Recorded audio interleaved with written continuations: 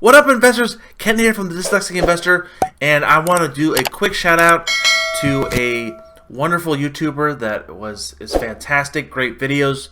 Definitely subscribe and check him out. This is the Financial Education Channel, and the dude's guy's name is Jeremy.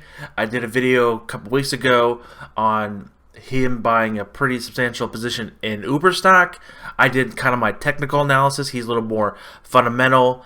That being said, he is going full bore and just buying 100+K in more Uber stock. This is somewhat recent. There's a lot of his purchases of 20 and the later of 2019 and then beginning of 2020, but he's making a super long-term position outlook. He's saying years and years and years. So he's kind of persuading it as looking at like it was Tesla in 2018, 2017. That being said, we're going to be looking at the fundamentals here. So we're going to pull up our little chart here. You can kind of see here. So Uber, which if you don't know what it is, it's the ride-hailing, sharing. They have Uber Eats. They have the different various categories in ride-sharing. They have like a scooter rental, like a business trying to get to the last mile. Different various. They have a trucking. We kind of did a detailed video. I'll put that in the link down below as well. That being said, technically speaking, it has broken out of its downtrend on the daily chart.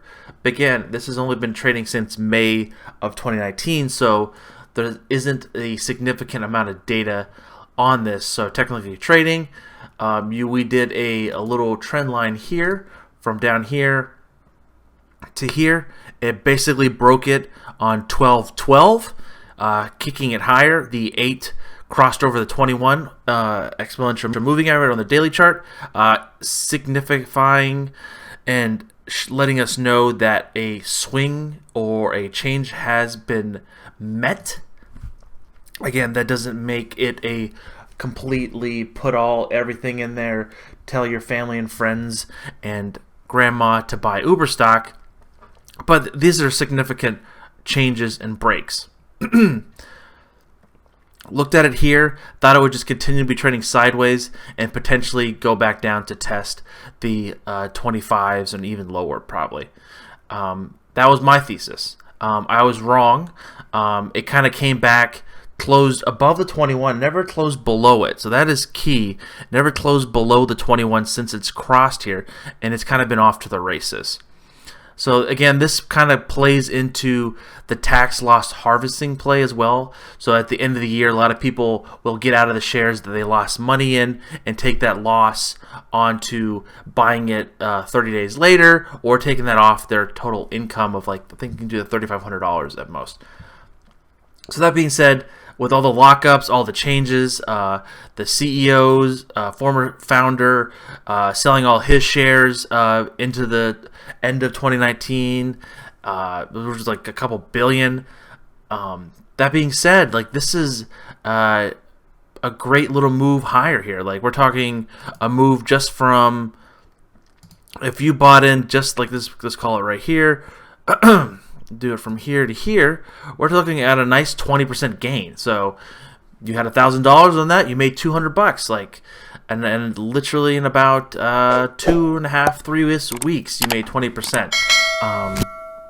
And that being said, it's hitting up to some resistance now. So this is, it's going to be difficult to say go out and buy this because it has run 20%. Again, the overall market is in a huge uptrend, very bullish, so a lot of stocks are just being raised up as well among this trend.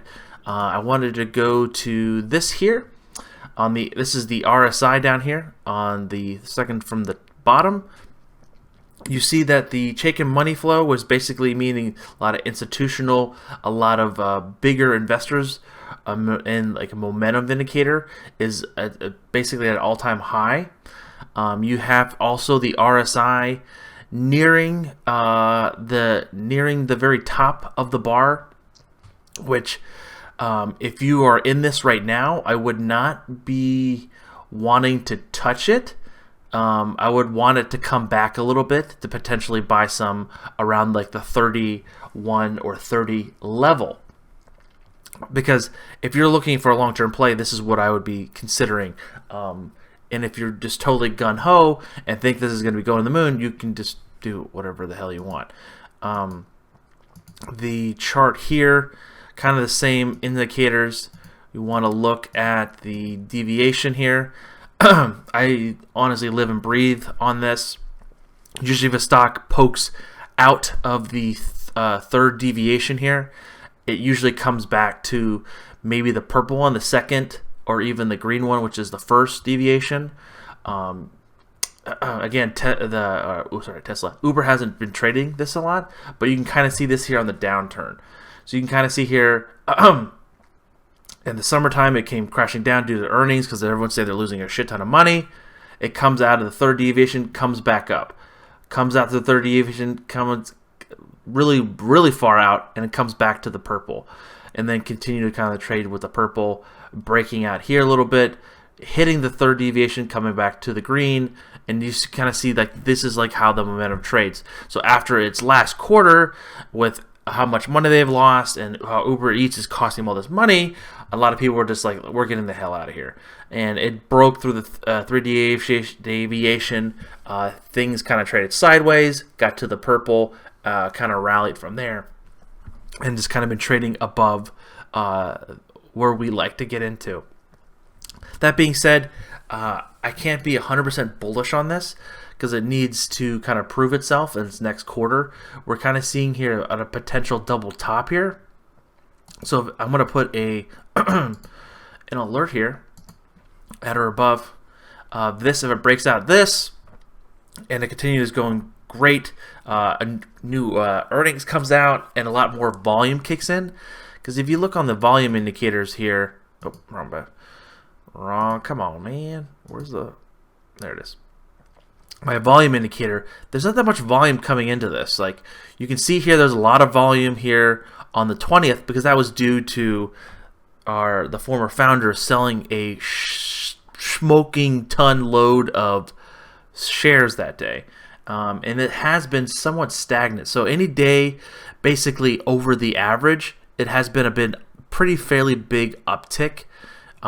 Or if it's, of course, if it's red, it's going to be a lot of selling, usually after an earnings or something like that. But this stock definitely moves in and around earnings because it's so heavily levered to how much money they're losing or making and so forth on the whole overall ride sharing. So comparing this to the lads at what was it? Is it LYFT? I think I did. Nope. LY. I'll just do it. Oh. Excuse me. There we go. This has been somewhat still struggling. Lyft, which is like their competitor. They're not as expanded as Uber. They're not trying to get into a lot of different categories as Uber. They're just trying to master ride sharing. But they have been still lagging behind a lot of the other stuff. So that being said, we can see what happens. Uber definitely hard to say to buy it straight out right now, but definitely wait, put it on your charts for a nice little pullback here. I'm actually going to put another indicator here, and we're going to leave it at that. Again, guys, thank you and gals so much for watching. This is Ken from the Dyslexic Investor. I'll catch you guys on the flip side. Peace.